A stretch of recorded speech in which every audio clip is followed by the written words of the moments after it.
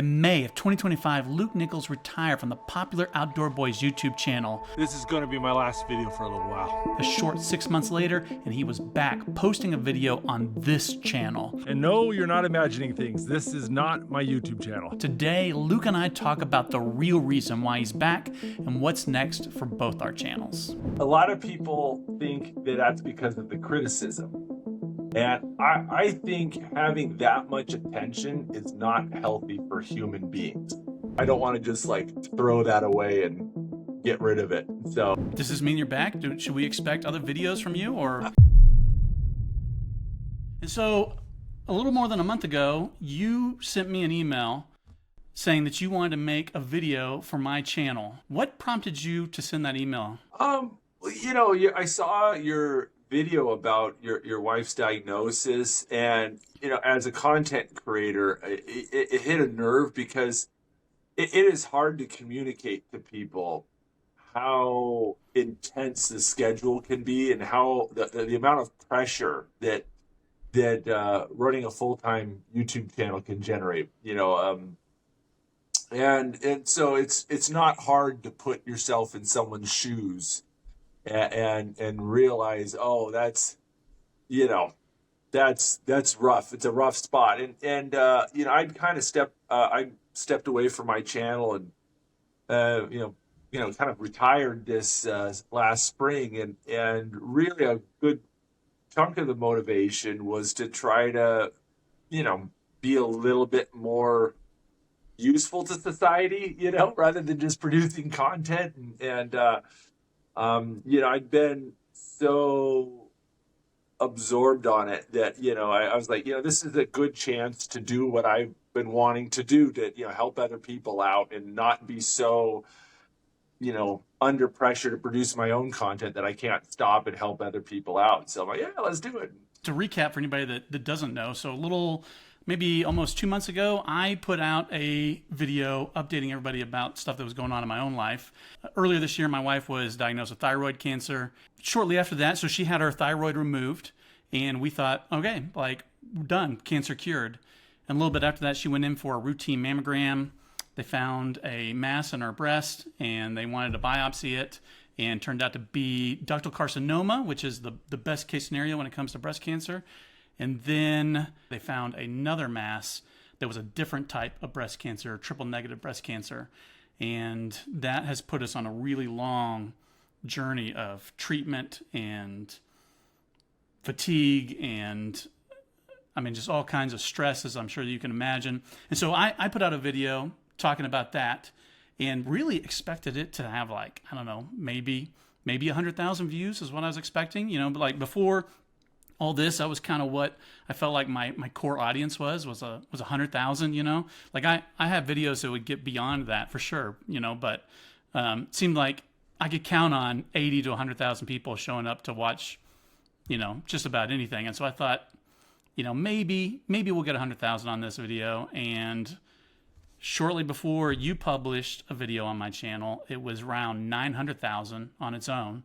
And so it got a lot of traction. And obviously you saw that video. And so I'm curious, before that video, had you watched the channel before that? Yeah, I'd watch the channel. I think because of you, Z-Pack's gotten more than a little bit of my money. Yeah, you know, I'm always looking at gear, especially as a content creator, in order to try to keep things fresh. I like to use a lot of different type of gear and different types of things. And so it seems like I've seen the Z-Pack Duplex in a few of your videos. Is that your? Oh yeah, the Z-Pack tents are sick. They are so nice. And I've got their one man on the Duplex. And I've got the 3-man, the old school. And then I just saw that they came out with the new Zipper or Fly i3-man. And I bought that one too. So I got 4 of their tents. Though a bear recently bit a hole. I took it out, my brand new Z-Pack, took it out, and a black bear bit a hole in the side of my tent. Oh my goodness. I was so mad. Little coward ran up a tree and wouldn't fight me like a man. I sat there for 20 minutes yelling at that bear on that base of that tree. But yeah, little stinker went and just came up and just like, what the heck? It just bit it, and it's the thing everyone always talks about bears, like, don't have food, don't have food, which is, yeah, sure, that's good advice. But bears are like toddlers. They'll bite crap just because it's an interesting color, or Yeah. they're curious. They just bite everything. So, oh yeah, it Yeah, with those bears, man, they tell you not to have anything with an odor, and I'm always like, I have an odor, and so I mean, like, how I are have you gonna? 200 pounds of food. Where do That's right. I can't put me away. Well, that's awesome. It's really crazy to think about the fact that I mean, you just kind of put these videos out there, and you have no idea who's going to watch or anything like that. And so I had no idea that you've been watching, which is something else I was wanting to bring up is because like prior to this video, prior to that email that you sent me earlier this month, we hadn't met, right? Oh, no, no. Yeah. Yeah. See, Yeah, and it's so a great opportunity to make new friends. that's exactly right. Yeah, and so that's one of the things that I found really interesting about some of the publicity around this collaboration, I guess you would call it, that we've done. Is a lot of people are saying, well, he came out for his friend, and I'm like, well, like I do consider Luke my friend now, but prior to this, like we'd never met each other, we'd never talked, and so it was very much just kind of like a cold email that you sent out there, just like saw something, like you said, knew the pressures behind a channel like this, and wanted to help. I'm a big advocate of you help people because they need help, not because you think they deserve help or it's like this. You help people when there's a need. That's kind of it. Life's a lot simpler when you just think of it that way. Yeah, for sure. And it really has been a tremendous help for me because, like, I do have 4 children. My wife Yeah. is battling cancer right now, and so one of the things that I wanted to do during this time was I wanted to make sure that the money was still coming in, so we can just exist, on a regular basis. But I also wanted to make sure that I was trying to be there for her, that she wasn't going to appointments by herself. That's one of the things I've noticed. Like I've been going to chemo with her every week, and there will be other people there that are just by themselves while they're going through chemo and stuff like that. And I always feel really, I don't know, sad whenever I see that because like I don't know, like it's a really difficult and hard thing to do.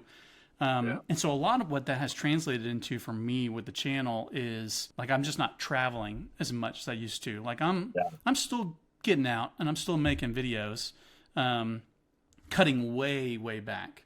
But even then, there is pressure. There's pressure to think, well, if you go away for any amount of time, are people still going to be there when you get back? And been really encouraged by the number of people that are like, do what you need to do, and we'll be here when you get back.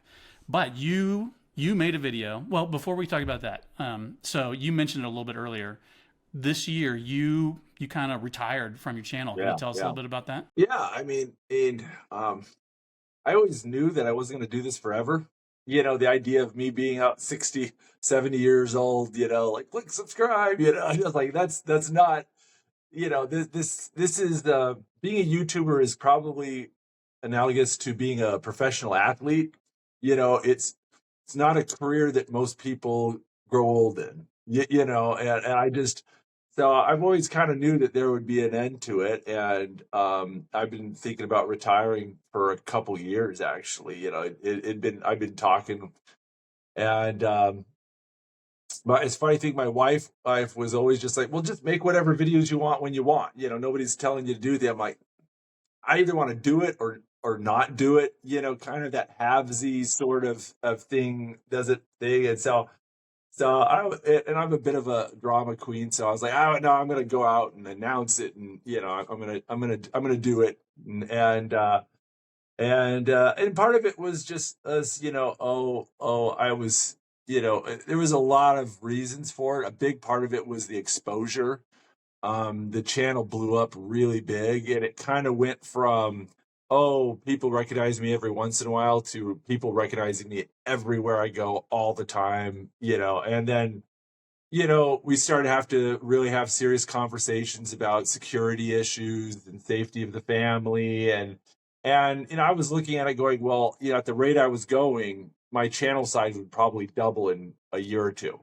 And so I'm looking at, okay, I'm going to be, a real, a full blown celebrity lifestyle. And I'm like, I don't want that. I don't want it for the kids. I don't want to live that way. I want to be able to go out in public and eat dinner with my wife at a restaurant and not have it cause problems. I want to be able to go to my kids' school events and not have it be a distraction to them. Yeah, you know what I mean? It's just, and so anyway, so that was a big part of it. And then there was also like, it's just an unhealthy lifestyle, working 80, 100 hour weeks, and just focused solely on me and my business and that. And so it's like, there's just a lot of reasons. There's a lot of reasons to call it. And you always got to say, when is enough enough?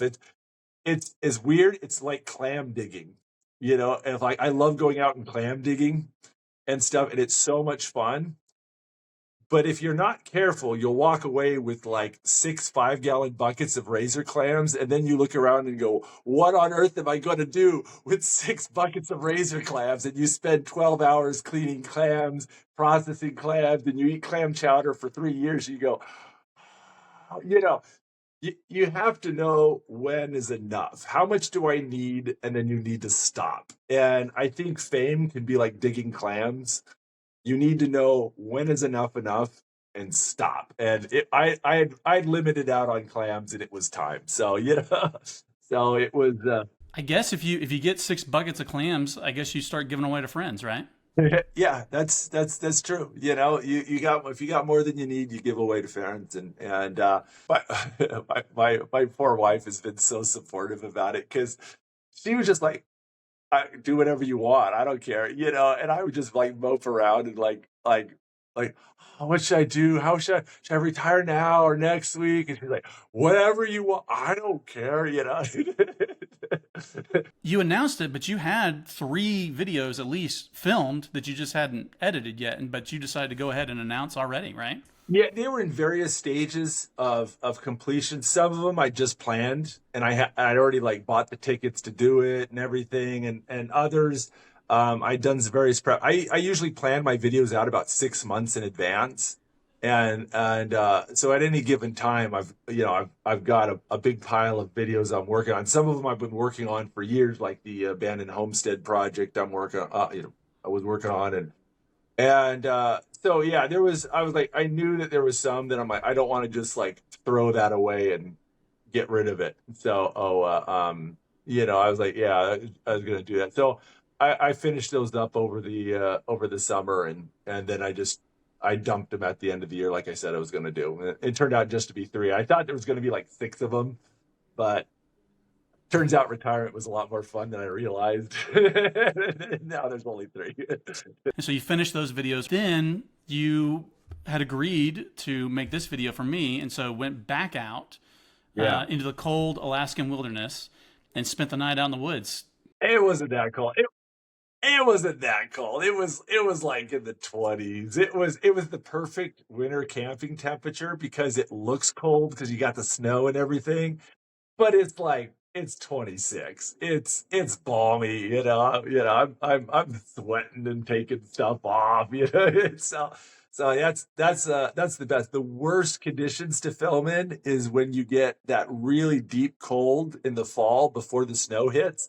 So it looks like it's just the fall, but it's like 5 degrees out and you're just like freezing your butt off, and it looks like, it looks like it could be 40, and everyone's at home like, what's the big deal? So 26 is like the perfect temperature for filming winter videos.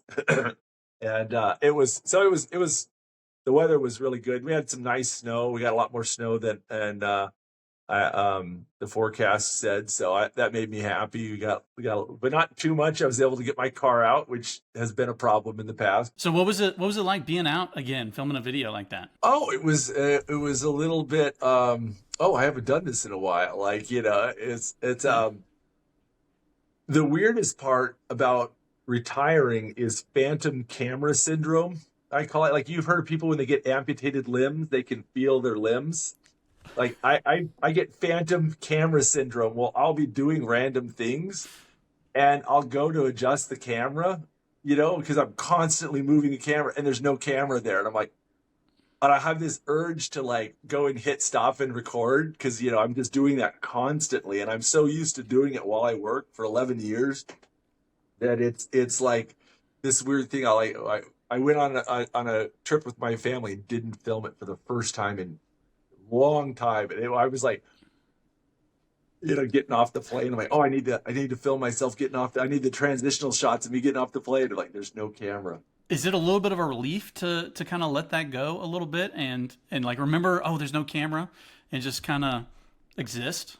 Yeah, yes and no. Oh, I like it's so much less stress and it allows me opportunities to do things. My life was so one dimensional and just so on an unhealthy level focused on one thing. Being able to go and do other things feels really good and be able to do things that don't get views and don't make money and don't just be able to do those things.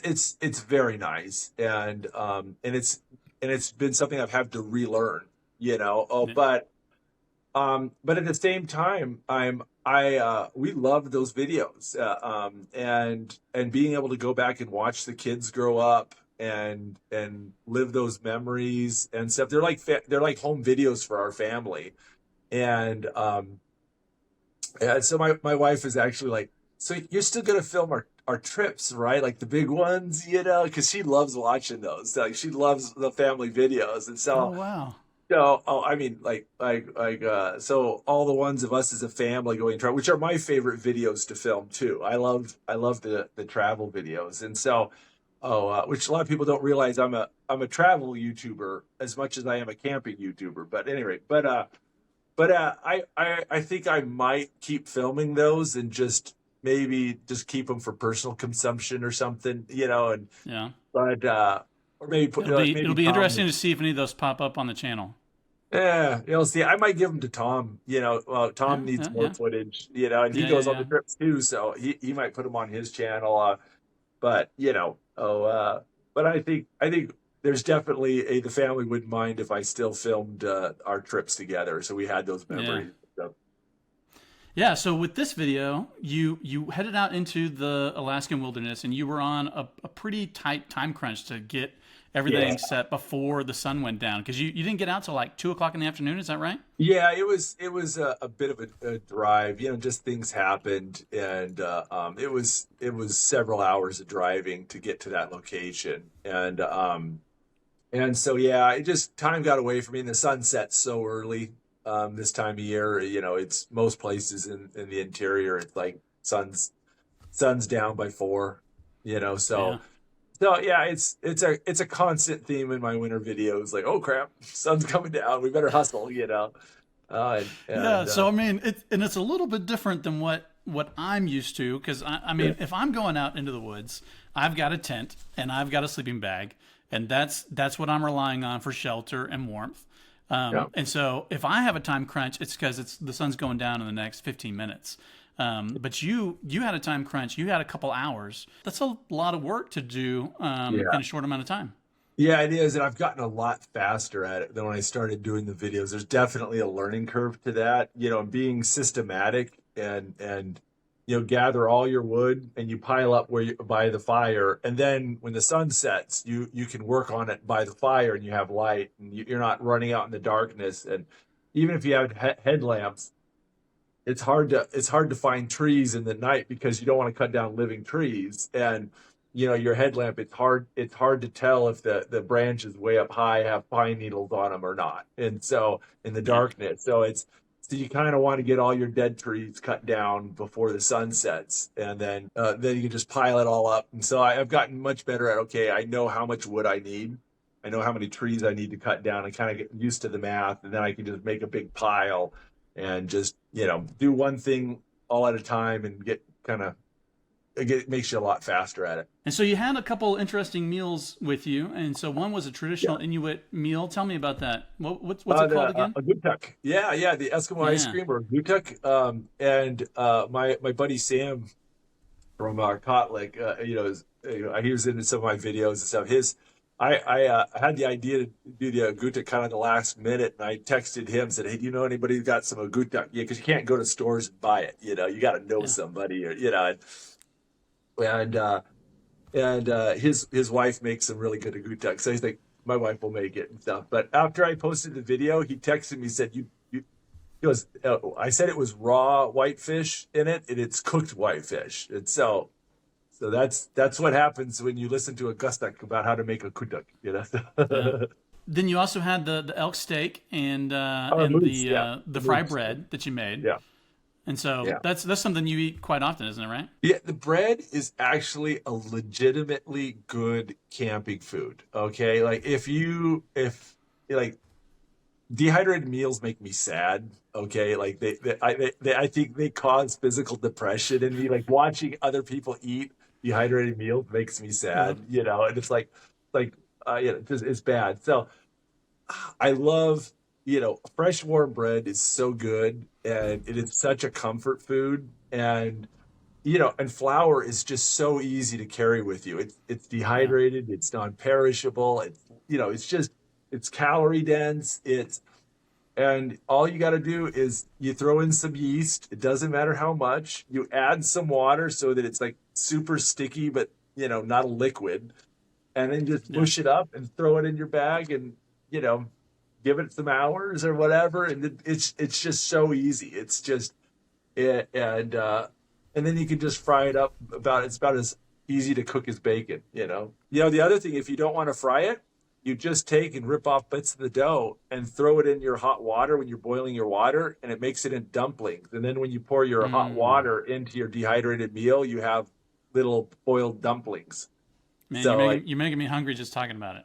yeah, and so it's actually not a bad way, because like I'm a big boy, and the 400 calorie dehydrated meals are not enough for a meal. Those are I supposed to be for two people. You realize that? they're only like 400 or 500 calories for the whole thing. Yeah, yeah. I mean, Most, it depends on the meal, but most dehydrated meals that I've taken are two servings. So for two people, and they say right there on the front of the bag, for it serves two people or something like that. oh, I eat two of them for a meal, and feel like I'm lacking. Yeah. Like my I'm over, I'm like 6'4", and I've lost some weight, but I was, I bounced around a little around 200 pounds and stuff is where I'm at. So, you know 2,400 calories, 2,100 calories is my editing video calorie intake. So Yeah. if I'm out chopping wood or hiking for 8 hours a day, I'm well over 3,000 calories is what I Yeah. need. So that's 1,000 calories a meal is what I need just to maintain. And so, I mean, hey, yeah, that's those 450 calorie meal ain't gonna cut it unless I'm on an aggressive diet. Yeah, for sure. And so, also throughout the video, you did some like sort of some gear reviews, gear recommendations, some gear that Yeah. you had brought with you. And so, if I remember correctly, you talked about the saw Mhm. and the boots, which I mean, before the video was even released, you'd sent it to me and I watched it, and I bought a pair of those boots immediately, and actually just had them out this last week, and loved them because like my toes get so cold. Like I think I must have a problem to the fact that I mean to the point that I've actually gone to a doctor and been like my toes get unbearably cold, and they did a Yeah. whole bunch of tests and sonograms on my legs and all kinds of different things, and they're like, you're fine, you're lying, and I'm like, I'm not, like it really does get that cold. And so I'm constantly looking for ways to try to keep my feet from getting that cold. And so when you recommended those, I went out and bought a pair and used them, and they have done well for me so far. But then also the Hyperlight pack, Yeah. and so that's a pack that you've used quite a bit. And so, how did it feel? Because you haven't really recommended gear in the past, is that right? Yeah. I don't do sponsors, and so I'll like shout out gear that I really like or that I think it's relevant and stuff, but I've never really done that did the sponsor thing. So I kind of never did much review stuff, but I'd always get people asking me about like, what's your backpack you use or what sleeping bag, and I'm an online hermit and I don't have comments on my videos, so their cries for information went unheeded. But So Yeah. it was kind of nice. I bet my fans appreciated you encouraging me to share at least a little information. And so, like I said, I really like the boots. You were asking me before we got started today, about the Hyperlight pack, and so Yeah. I've used Hyperlight packs. I think I've used the Southwest is primarily what I've used. I haven't used, it was the Porter that you had, isn't that right? Yeah, their biggest one. Yeah. Yeah, I haven't used that, and so I don't know how it compares to the Southwest. I've never been a huge fan of the Hyperlights for two main reasons. One, the shoulder pads are always really thin. I mean, they're like maybe a quarter of an inch of padding is what they have on there, and they don't have the stabilizing straps, or sometimes called magic straps, which really Oh. let you kind of snug that weight up against your back to kind of keep it from like feeling like it's pulling you back like that. And so I don't know if the Porter is like that. How do you feel like the Porter compares? I like it because it is a light pack, but I think it's got better straps than like the Z packs and that stuff. But which is partly because it's a bigger bag. The Z pack bags aren't designed for throwing Yeah. 70 pounds of gear or 60 pounds of gear in your bag. So. Yeah.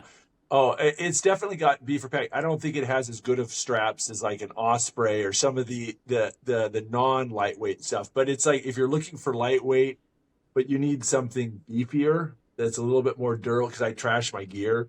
So I've really liked it for that. I've got the Windrunner and the Porter are the two that I have. And Yeah. the Windrunner is like a 70 liter one, I think, or maybe, yeah, it's a pretty big size one. The Porter's big. So I thought they both had the thing on it, but I'm not a real good backpacking guy, so I don't adjust my packs really well. I just kind of throw it on and and go, and then Yeah. wonder why my back hurts, and But You were cracking me up in the video because you're talking a lot about this light gear, and I tend to be a little bit of an ultralight snob. Like I don't want to carry a whole lot of weight when because I don't know. I like to be comfortable, but I don't want to carry a whole bunch of weight. And so you're talking about you got these light tents, and you got the light backpack, and you were talking about how light the condiment packets were that you brought on the video, and then you pull out a wooden cutting board plate and a cow horn mug. And so you've got all this stuff that's super heavy, but then you're talking about how lightweight the other stuff is, and so yeah, I'm not consistent. I'm an enigma. yeah. Well, I mean, there are certainly things that that I'm willing to carry weight for, and like my sleep system is one. I want a nice cushy sleep system. I'm not too content on a bunch of twigs and a animal hide that I'm going to be sleeping on. I want an air mattress, and I want a pillow, and I want a sleeping bag, and all those kinds of things. So I can understand carrying extra weight for the luxury items. And if I was cooking the kind of meals that you cook, I think I would want to have a little more substantial plate that I can cut some meat on and all that kind of stuff. So it makes sense, but it was still cracking me up. And take it with a grain of salt, because I am making a video. And so the things you do on a video aren't the things you do when it's just you out in the woods enjoying yourself. And I kind of make the videos look like, oh, I'm just some dude, I just popped out and do this. I think I spent probably 2 solid days, maybe 3, planning that video. Like, I go through every bit of gear I use, I pick, and I'll have certain vibes I'm going for, and I want something interesting in the video at all the times. And so the cow horn mug was just to have a little, that's a little something and to see every time, and just throughout the video that there's little interesting things. And when I pulled up the plate of food and I held it up to the camera, I want it to look, there's a look I'm going for. It kind of like almost like an Instagram shot in my head, and having the moose steak and the potatoes and the stew and the smoked salmon all sitting on a traditional wood plate with the fork I was using was from like the Civil War. It's like an antique fork that I use camp. It's so I got some random stuff like that. Actual plate, that wooden plate is like over 100 years old or something. I got it around an antique shop. It's an actual pioneer style, like frontiersman and plate and so those little details in the video are just to make it interesting. And so one of the reasons why I'm fixated on lightness is because I have so many things that I need in the video that are heavy that I'm every time I go, my backpack is just bulging. I got no tent, no sleeping bag, and yet my backpack is still freaking 50 pounds. Yeah, I bet. and yeah, and I bring in an axe, and because some of the trees I needed to chop with the axe, so I've got an axe that weighs several pounds. I've got the saws, I've got the cooking gear.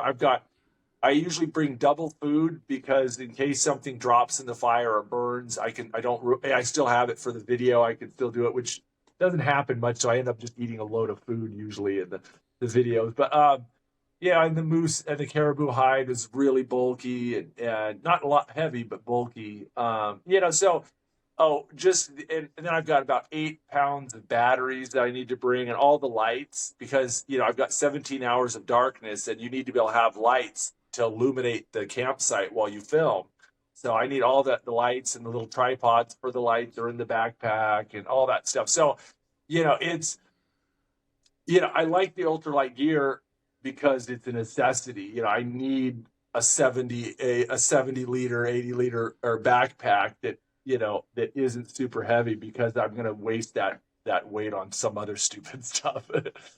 Talking about gear, that's about sponsors too. So I one of the ways that I pay for all this, especially with the lower number of views that I get compared to your channel, is I take on sponsors. And one of the sponsors that has been really very kind, especially during this time, and has been supporting me and my family quite a bit is onX Backcountry. And so I was curious, we talked about this a little bit before, but you've used onX in the past, is that right? Yeah. Oh yeah. I researching locations to film is a big deal and obeying the law when you go, because here in the US, I mean, you get different laws depending if you're on city land, state land,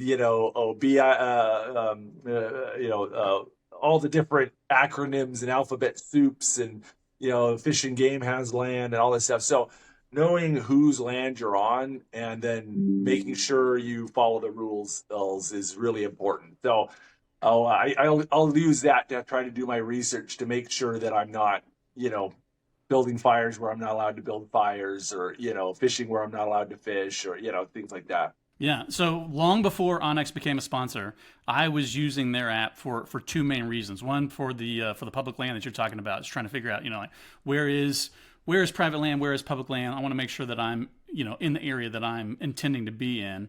And so I was paying for the app long before they became a sponsor for that feature and for the avalanche terrain. Do you spend a lot of time in avalanche territory? Not I go in the mountains a fair amount, but I stay out of the avalanche chutes. There's I'm pretty gun shy with avalanches. So. Oh yeah, me too. And that's one of the main reasons why I've been using onX for years, is because I want to know like where is the avalanche terrain and where is it not, so that I can make sure that I'm staying away from it. And especially with like avalanche runouts, So I mean, it's one thing, like you can know that you're on a 30-degree slope and stuff like that. You can kind of figure that out a lot of different ways. And of course, onX has overlays to tell you what the slope angle is of the land that you're on or the terrain that you're on. But then they also highlight, run out paths of avalanches so that you know, like, I may not be on a 40-degree or 50-degree slope right now, but there is one above me. And if that gets triggered by any, method, then it's going to run out and it's going to be on top of me. And you're out alone quite a bit. And yeah. I'm out alone, and you get stuck by an avalanche. You get hit by an avalanche out in an area like that. There's nobody that's going to be there to dig you out, to find you. Yeah, well, they'll find you in the springtime. That's right. They will. They'll find you in the springtime, and that is not what I'm wanting to do. And so that's one of the reasons why I've used onX, but I've also used it to plan my hikes, to track my hikes when I'm there. One of the things I love to do, if I'm headed to a destination, I want to know how far it is to whatever it is I'm trying to get to. And so I'm constantly checking my app to figure out how many more miles do I have before I get there? And I know some people, which is funny because when I hike with other people, I won't tell them that information. Like when they're like, how much farther do we have to go? I'm like, you don't need to know that. Just hike. But I don't do that for myself. Like I'm constantly looking to be like, okay, only 2 more miles. Okay, only 1 more mile. Okay, and so that's one of the things that I love about GPS apps like that. And I really appreciate, because I know that you're not someone who has typically taken sponsors. You've not taken sponsors, but we've talked about this a little bit. And so my channel does. And so just being able to talk to you about this in this video and allow that income from the sponsors like Onyx, who's done so much to take care of my family during this time, it's a huge help. Just like making the video that you made for us and then allowing me to do this here. I mean, I don't even know how to thank you. And I've told you several times over text message, like I'm trying not to be annoying with how thankful I've been. No, it's fine. It's fine. It's your channel, man. Do as you see fit. Yeah, well, and I really am appreciative of that.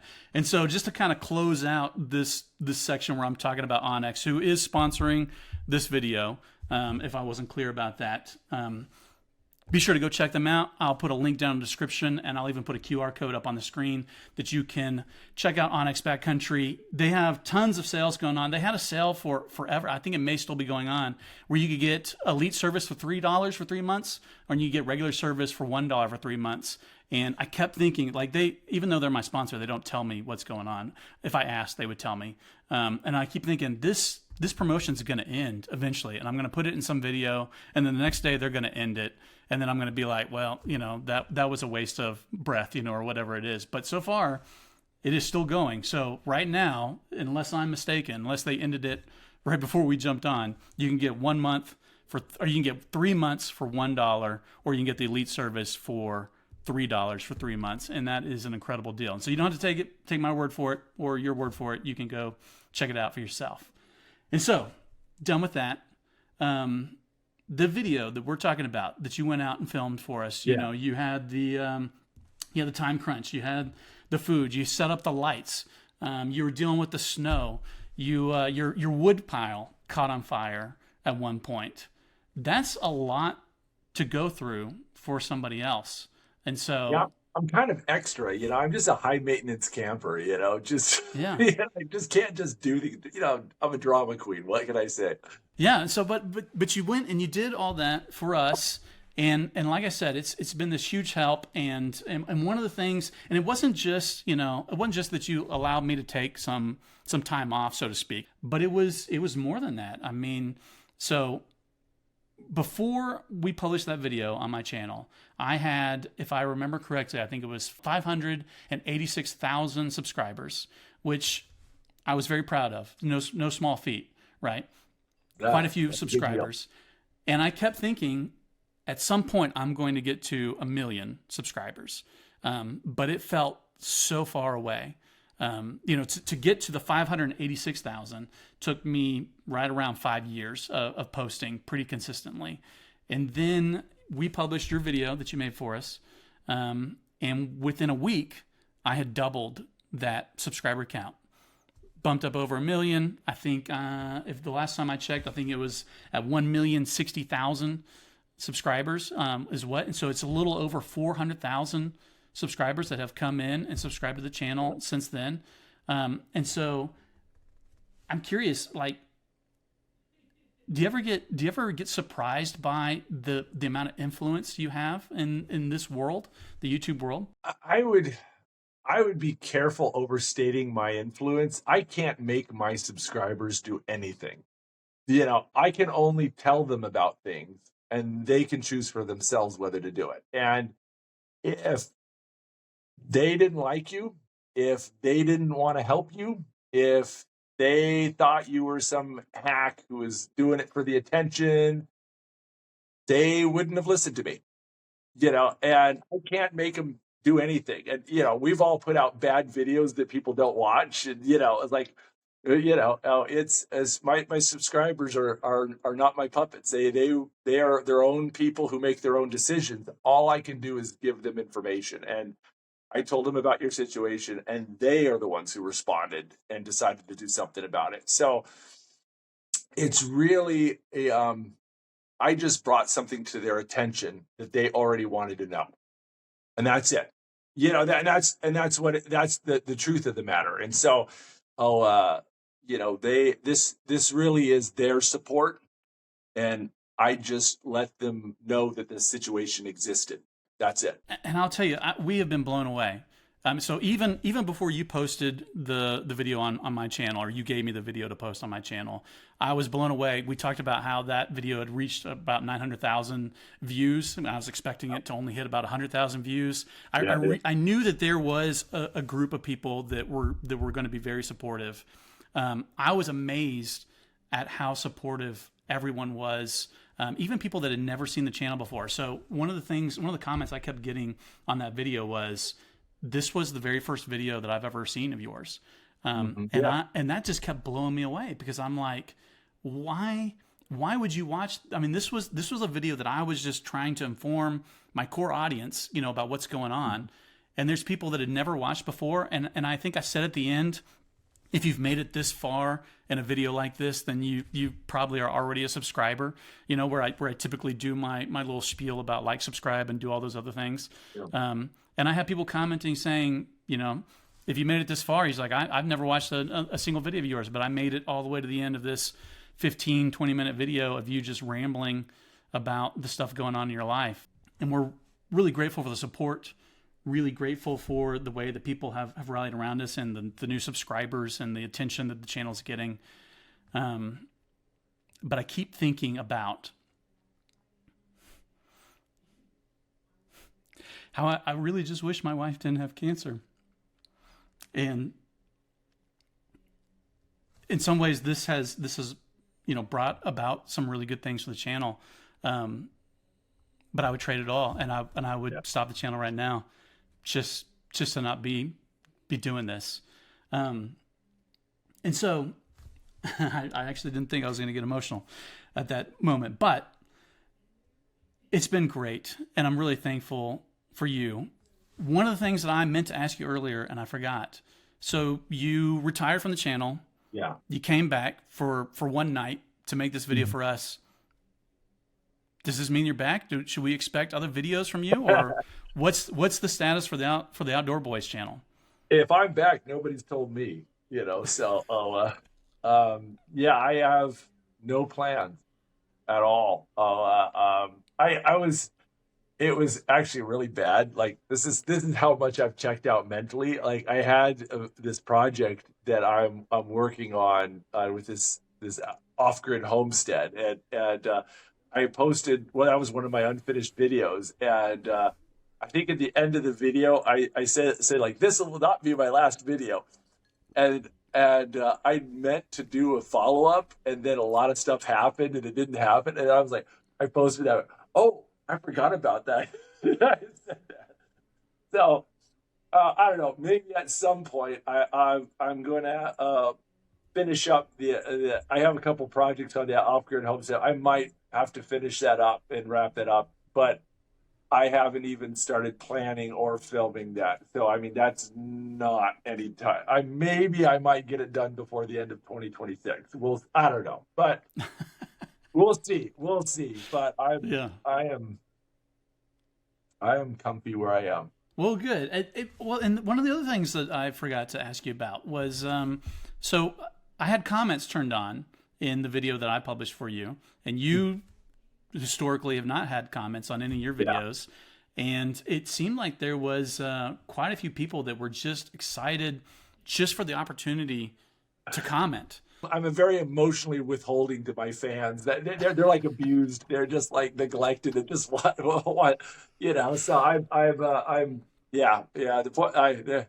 they were very excited. Yeah. Well, and so, I mean, and that's what really was amazing to me is that, the things that people were commenting weren't necessarily these big, profound things. Some were, but some of it was just like, I can comment. It's like, it's like, oh my goodness, like I just can't believe that I can comment. And so a lot of love and a lot of praise for you, obviously. And so what was it like Did you go through? Did you read any of the comments? I mean, what was it like having comments turned on? I I am not a advocate for having comments. I think they are wildly unhealthy. And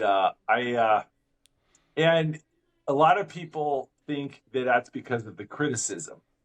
And I think having that much attention is not healthy for human beings. And there are sweet poisons and there are bitter poisons.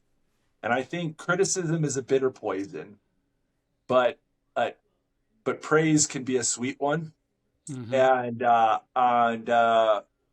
having thousands of people comment on you is, I just don't think, is healthy for a human. I think you can have it for a few months, a few videos, a few years, and you can get away with it, and most people can survive that. But 11 years um, in the industry, and it affects you. And I think it's naive to think that I am different and that I won't be affected.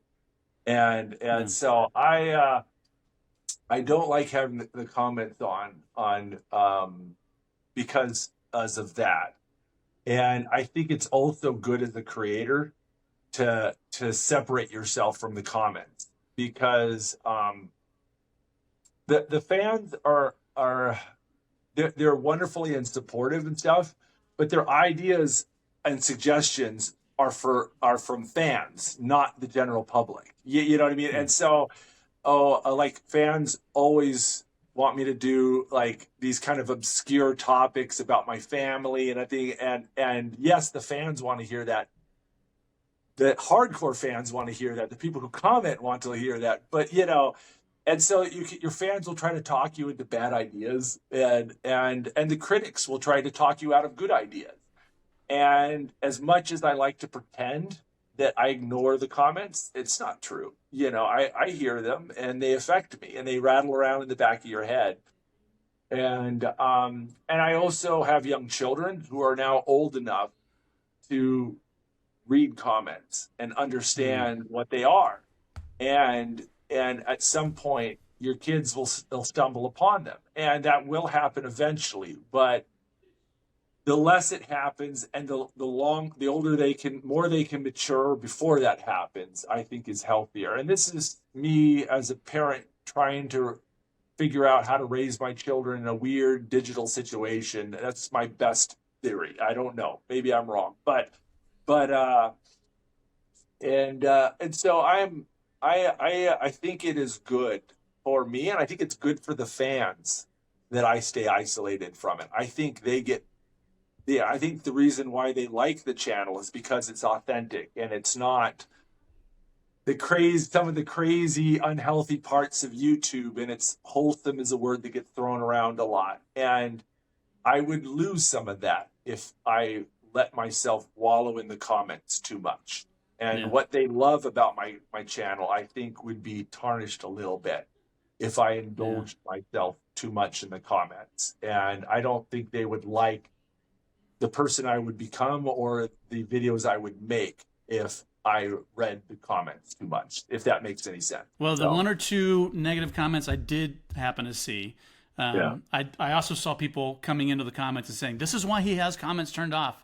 Like, how dare you come in and be negative? I think some of those people might be a little surprised to hear that it's the positive comments too that keeps you from having those turned on. The negative comments irritate the tar out of me too. Yeah. The negative comments make me glad I have the comments turned off. I mean, that's me. I have to be really careful with the negative comments because my personality is, especially if someone comes in and is like, "Well, that's not true." I'm like, "Well, I'm gonna prove it then." I'm gonna put out a whole video proving, whatever it is that I claimed, or if I wasn't right, and I'll admit that, and then I'll put out a video saying somebody put a comment said I was wrong and they were right, and I was wrong about this, and I had to go down this big rabbit hole to prove it to myself that I was wrong. That's one of the ways it gets in your head. Is you watch this with YouTubers, they will start explaining things in their video, and you can tell that this is their rebuttal to some comment. Yeah. And like 99% of the viewers don't want to hear about this or see this, but they've monopolized the whole storyline in the video to go and address this one comment. And it's and everybody else is kind of like it's a little hiccup in the flow and the entertainment of the video, and that retention rate is extremely important. You know, maintaining people's engagement is really important for success on social media, and you've jeopardized that to go and explain to that one guy how actually this is how you properly adjust a backpack and do this and that. Yeah, and like everyone else is like, what's up with this backpack? You know, Rant, you know, or whatever, you know, just, you know, and so, yeah, it's yeah, the minute you start trying to rebuttal comments or address comments in your videos is the moment you're making decisions based on comments and not making decisions based on what's best for your whole audience. It's really easy to get one or two comments that are aligned, and then you start to think, this is what everybody is thinking, or this is what everyone is believing. And it's really just, you know, one or two people. My dad gave me some amazingly good advice. He was a successful businessman. And when I started my law practice, he said, Luke, the key to success is knowing which clients not to take. And he was absolutely right. You don't want all the business. You don't want every customer. It's the key is knowing which customers you want. And in YouTube, you don't want all the fans. The key is which fan do you want? And that's the thing. So, you know, figure out who you don't want as your fans. Okay. The people who leave nasty comments and who are negative and hate the world and like to complain and find fault, those are not the people I make videos for, you know? And so, you know, that's the thing is so, you know, that was really good advice. You know, and the minute you try to make everybody happy, is you're starting to fail. You know, you got to pick who's your fan and make, you know, that's your audience. Well, I've got a video coming up not long after this that I've been working on, kind of here and there. My wife actually said the other day, she's like, "You've been working on this one for a long time," and it's really that I've just been slowly working on it a little bit at a time. But I'm really excited for that.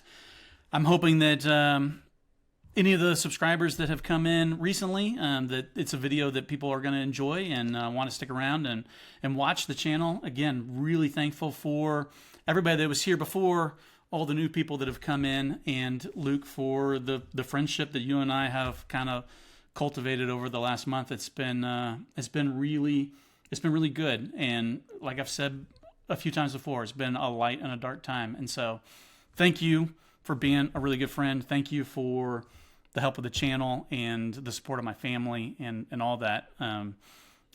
I know that it may not be good for you, but you're to hear it all the time, but you are a good guy. It was the best deal I've made. I slept on the ground for one night and I made a good friend. That's a good deal. That's a good deal. I'll take that deal all day long. I'm always at a loss whenever I get to the end of a video like this to how to end it. I never have any idea. So I'm just going to say thank you to the audience. Thank you, Luke. If there's no more videos happening on Outdoor Boys, there will always be videos over here at My Life Outdoors. So be sure to like, subscribe, and do all those other things. And as always, thanks for watching.